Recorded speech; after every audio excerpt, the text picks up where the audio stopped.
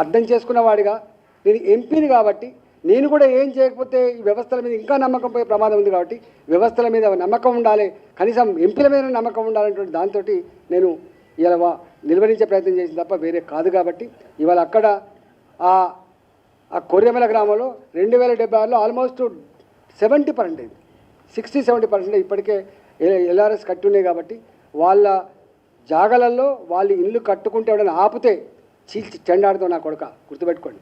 నేను ఒక హెచ్చరిక చేస్తా ఉన్నా, ఈ బౌన్సర్లు, ఈ గుండాలు, ఈ రియల్ ఎస్టేట్ వాళ్ళు 20,000 50,000 నెలకి ఇవ్వగానే మీరు కనుక వచ్చి ప్రజల మీద దౌర్జన్యం చేస్తే మీ భర్త నా కొడుకు అని చెప్పి హెచ్చరిస్తా ఉన్నా.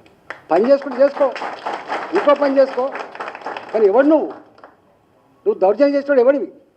పోలీసులు నిన్ను నిర్వహించకపోవచ్చు, పోలీసులు అండతోటి నువ్వు చేస్తుండొచ్చు, కానీ మేము చూసుకోవడానికి సిద్ధంగా లేము, గుర్తుపెట్టుకో. చీల్చి చెండాడతాం. మా మహిళల్ని అవమానపరిచే అధికారం నీకు ఎవడిచ్చిండ్రా? మా పేదవాళ్ళ ఇబ్బంది పెట్టే అధికారం నీకు ఎవడిచ్చిండ్రా?